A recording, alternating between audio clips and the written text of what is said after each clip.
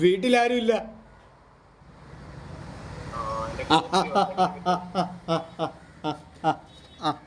ID card മതിയാവോ?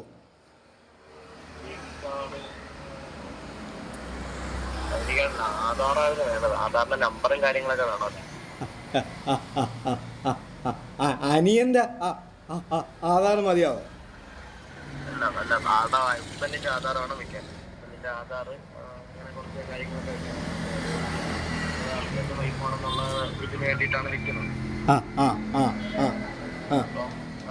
Aadhaar തന്നെ വേണം, നിർബന്ധമാണ്.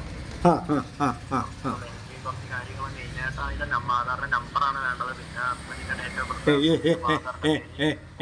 എന്റെ